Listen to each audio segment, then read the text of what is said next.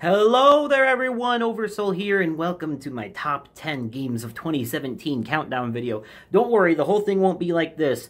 We'll show you gameplay footage while we do our countdown, but I just wanted to make a few things clear first.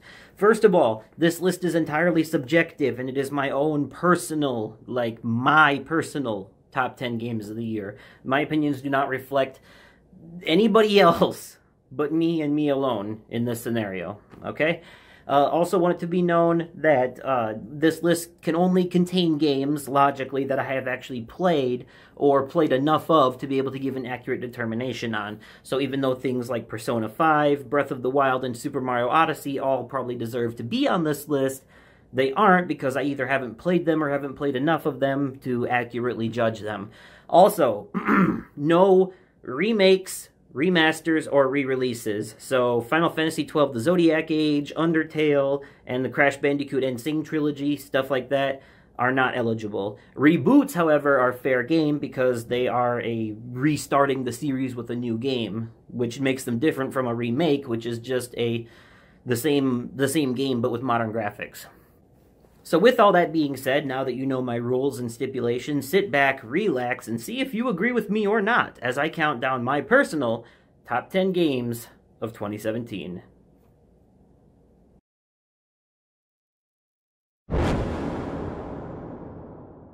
When you're blind, you learn a thing or two about trust. You learn who to trust. Number 10 on my list is Perception. A first-person horror game where you play as a blind girl who, after having constant dreams about it, decides to visit a creepy old mansion she thinks is somehow connected to her childhood. Throughout the game, you must use the tapping of your cane or noise coming from nearby objects to see where you're going via echolocation. However, this can be a double-edged sword, as too much noise can also attract the attention of an evil entity known only as the Presence. Wish I'd left that one buried in the backyard. A hooded figure that looks like death itself with a blood-curdling death rattle to match. Not being able to see in front of you or tell where you're going at all times adds an extra layer of fear to this game that none other has matched. It became so intense, in fact, that I actually needed a sit-in for the final 3 episodes of my Let's Play. And I don't want to spoil anything, but I will say, the ending caused me to declare this game one of the best ghost stories since The Haunting in Connecticut. Wow.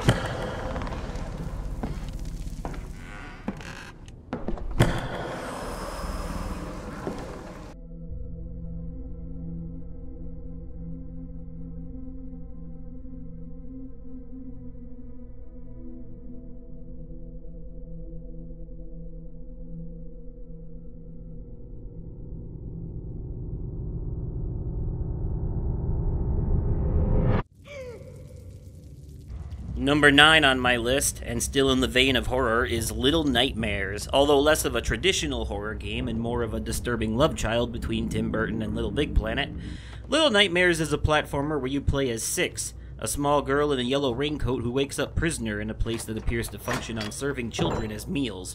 In the game, you must run, jump, climb, push, crawl, and dodge your way from the left of the screen to the right, all while avoiding enemies that want to cook you, crush you, drown you, or otherwise just make your day miserable. Little Nightmares isn't a game of groundbreaking innovation, but it accomplishes what it sets out to do. It's simple, straightforward, and enjoyable, and sometimes that's all you need.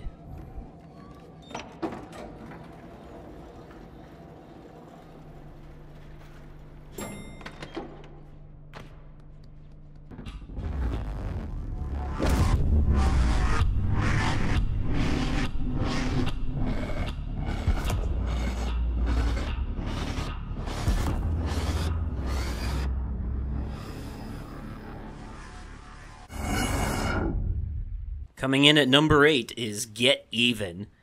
How do I even begin to describe a game that was up for the Defies Description Award on Steam? Well, to put it as simple as possible, Get Even is a stealth-based FPS/action game/psychological thriller with horror elements. You play as Cole Black, an ex-military soldier turned mercenary. During a mission to save a girl from a bomb, Cole fails his task and wakes up in an abandoned asylum with amnesia. A mysterious man named Red tells him that there's more to what happened with the girl, and he wants Cole to use this special headset he's put on him to go back and search through memories for clues and answers. Get Even is a great game for defying usual genre tropes and taking so many twists and turns that you never see coming. However, it does have a tendency to get frustrating and relentless at times, even on easy. And it's very snooty about you killing other people, hinting that not playing passively may result in a bad ending. However, the endings differ only ever so slightly, so feel free to go trigger happy, whatever. The corner gun is a pretty cool weapon, though. Yeah, I'm monitoring it as we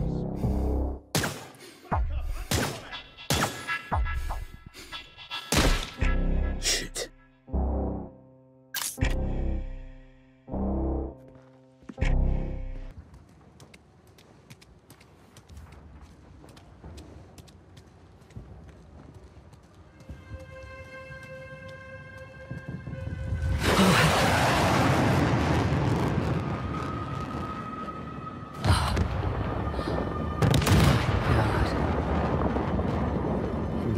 Not messing around.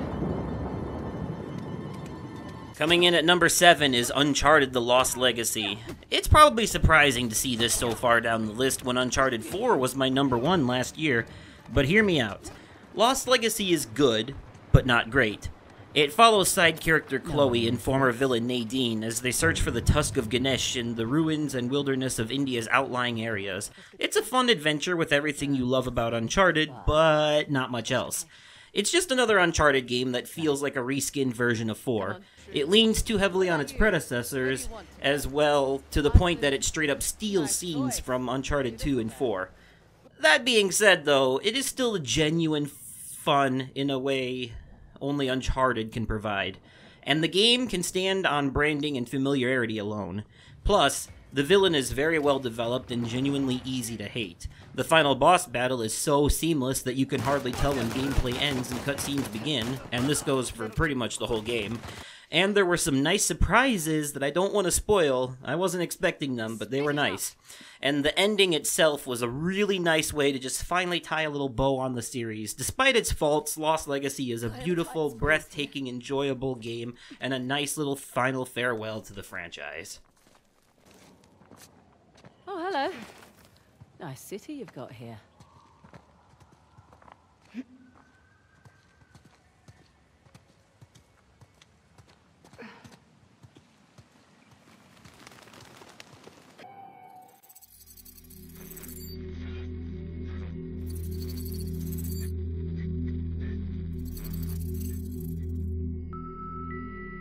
I never quite realized how beautiful this world is. Number 6 on my list is Nier Automata, or Automata, or however the hell you say it. Tomato, I guess. A spiritual successor to the cult classic Nier, Nier Automata is a action RPG with some linear and some open-world sections. You see yourself playing as a pair of humanoid androids who work for a company called Yorha. Earth has been overrun by robots and foliage, humans now live on the moon, and Yorha is the android elite force tasked with surveying Earth, collecting intel, killing robots, and trying to find a way to make Earth inhabitable for humans again. The combat is akin to something like Devil May Cry or Bayonetta, but the core of the game is an RPG, complete with leveling up and tedious fetch quests. I can't say much about this game without spoiling it, but I will say it does follow in its predecessor's footsteps in the sense that you must beat it a minimum of 3 times to get the full story.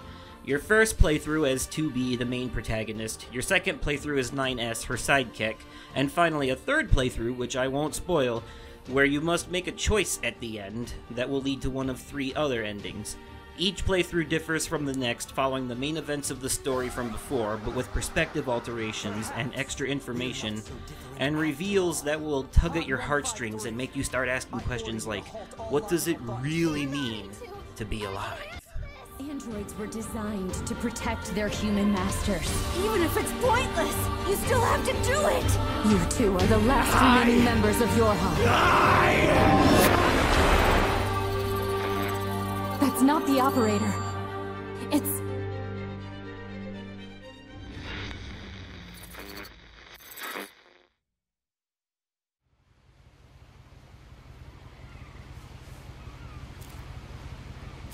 A lot of this isn't going to make sense to you. And I'm sorry about that. I'm just going to start at the beginning with the house.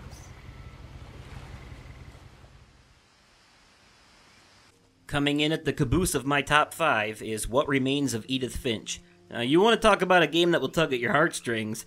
This game has a tendency to kick you while you're down. Edith Finch is a first-person narrative exploration game, because I refuse to say walking simulator, where the last person in the bloodline of a supposedly cursed family comes to her childhood home for closure.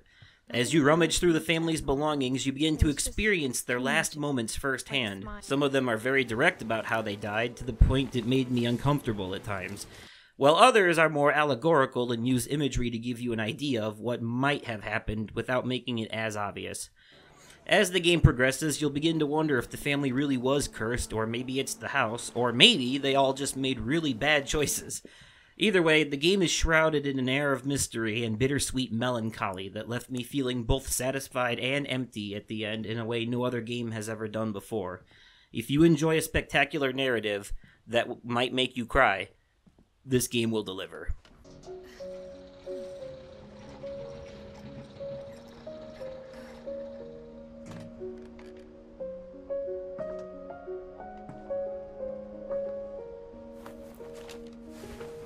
Milton Finch in The Magic Paintbrush.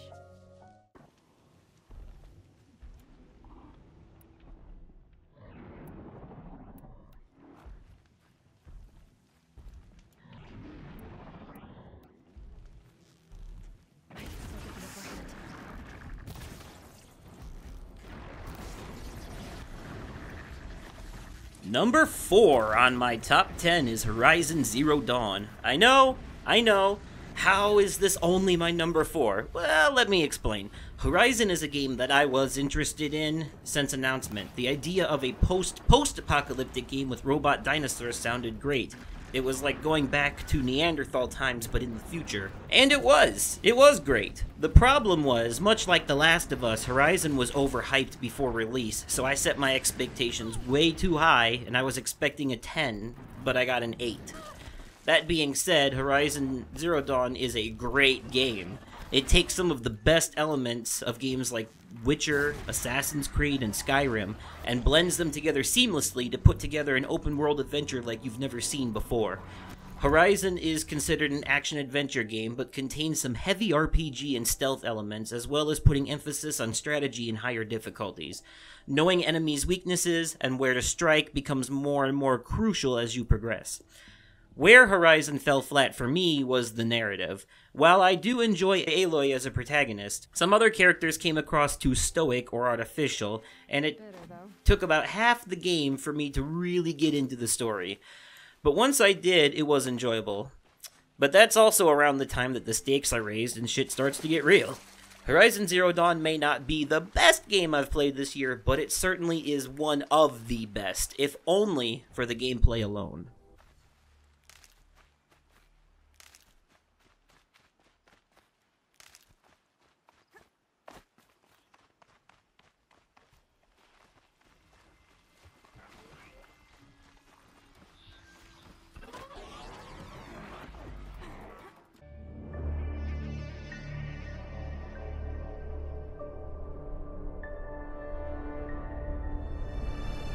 What has become of this city? There used to be laws, justice, not anymore. Crime is out of control, cats are missing, and townspeople are being victimized. Oh, hey! Who pooped on my porch? What's going on with you? Whoa! Whoa! We were supposed to protect those who couldn't protect themselves. Get off my car, you little pecker! Now superheroes are torn apart by political differences. We are two sides at war. But war isn't going to save our city. Time travel is my only hope now. Myths tell of ancient times, when a new king united a kingdom torn apart by a powerful stick. Hi, hon. Shut up, Mom. There's no time to waste. I have to go back, change the present if I can, and find this cat. And in doing so, perhaps I can change what has happened to all of us. The third game on my list is South Park: The Fractured Butthole. Believe it or not, this was almost my game of the year. Almost. It is the most genuine fun I've had with a video game this year. Following the events of Stick of Truth, Fractured Butthole sees you playing as the new kid again, but this time, instead of a medieval fantasy, it's superheroes. The game plays off a recent episode from the 21st season where the kids cannot agree on a franchise plan, and so they split up and start a civil war amongst themselves. The game forgoes the turn-based combat of Stick of Truth for a more strategy-heavy tactics-based grid system where you move on blue squares and attack on red. This was the most satisfying thing about this game for me. Every battle presented a different challenge I felt like I had to approach carefully, causing me to consider the strengths and weaknesses of each party member compared to my playstyle before I knew who to bring into what fight. Much like the first game, this one stands out for feeling just like an episode of the show that you can play, complete with vulgar humor, classic South Park animation, and social commentary on things like PC culture. And now you got a problem with me! I'm not just gonna sit here and do nothing while you insult this man's ethnicity! I wasn't insulting him. Excuse me! Did you or did you not say that this man seemed tired? Yes, he's my friend. I said, Paulo, you look tired. Microaggression! Religion. God damn it! I can't put a child in a dark room for 2 minutes without you bastards showing up. Well, you're definitely going to hell now. Get out of here! And police racism. Look, I know why you're here. You're fed up. Because you think all cops do is harass black people. I know that to a young kid it can seem like cops are racist and bigoted, but you can't believe what the media tells you. Cops are just people. Like you, your friends, your family. People who work hard to— Spook! Oh! Tupperware! Damn it, Levinsky, get your ass upstairs! Sir! Where this game doesn't shine as much, I think, is in the story, which is good, at first, but starts to suffer near the end. The third act of the game feels rushed, and the ending is very abrupt. Plus, it drags on relentlessly in an attempt to spoof the convolution of the X-Men time travel plot, but ultimately just becomes the very thing it's making fun of. All that aside, though, this is a game I had so much fun with. I played it twice already, and I would play it again in a heartbeat.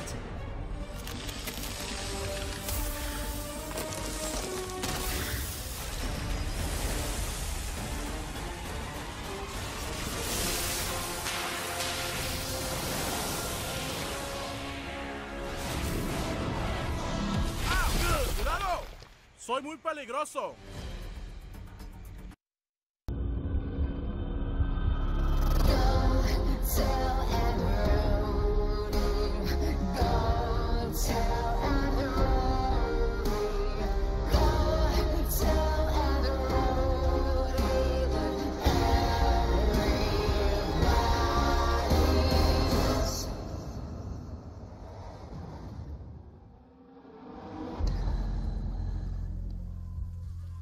Number 2 on my list is the best VR experience I have ever had.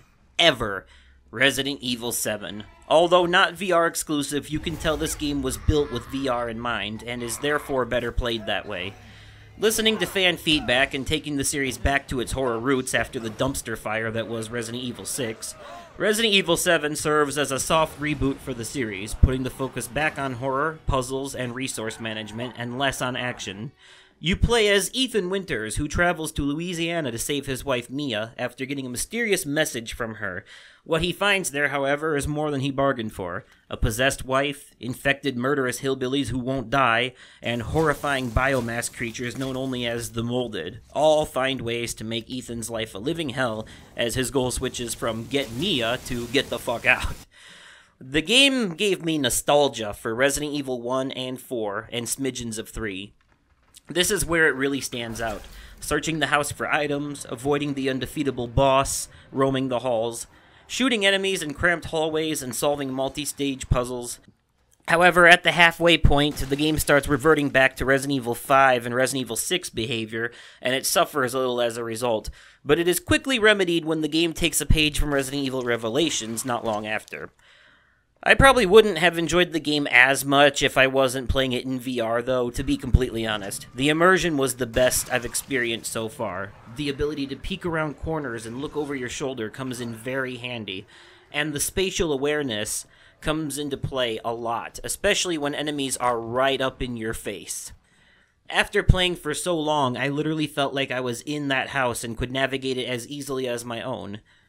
This game is a great example of what VR can accomplish when done right, and a great step forward for a series that was starting to become stagnant.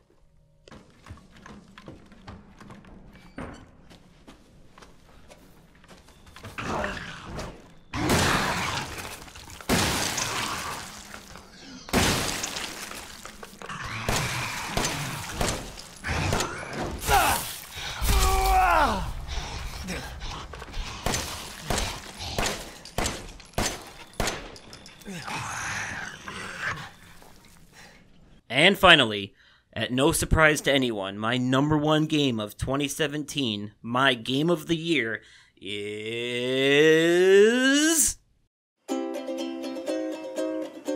Ukulele! I'm just kidding. I'm kidding. God, no, okay. No, it's actually... Hello. Who are you? Doesn't matter. Welcome. You're safe with me. I'll be right here, nice and close so I can speak without alerting the others. Let me tell you about Senua. Her story has already come to an end, but now it begins anew. Hellblade, Senua's Sacrifice. This game is about a Celtic warrior named Senua who is traveling to a temple to place the head of her dead lover, Dilion, on an altar. That doesn't sound like much, and if it wasn't for the other aspects of this game, it wouldn't be. But what Hellblade really is an action horror game that sees a girl with many mental illnesses struggle her way through her own psyche to accomplish the simple task of crossing a bridge and placing a head in a temple. As the player sees things through Senua's perspective, many disturbing and horrifying events take place, and Senua seems to crumble under the pressure, often falling victim to her hallucinations. Her mental state and the things she sees are a direct result of the trauma she's faced, as well as old stories of Norse mythology a friend used to tell her. Hellblade does a good job at accurately portraying how people with mental illness see the world, using psychedelic audiovisual hallucinations, binary audio, and clever game mechanics.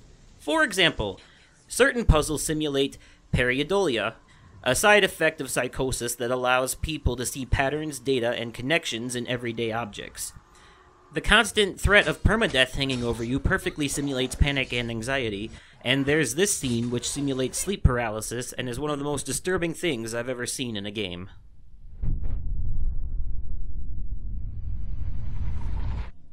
It didn't end well in the wilds. It never does.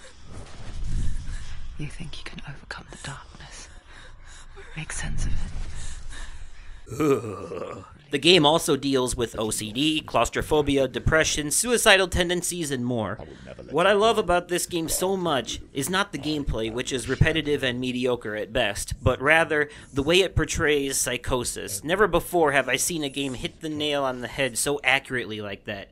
As someone who deals with severe anxiety, it was nice to finally see a game show people what it's like to be me on a daily basis. I feel represented and understood, like the game knew me and was aware of my struggles.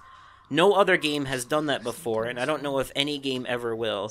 Hellblade is truly one of a kind, and the way it ended left me feeling very happy and accomplished.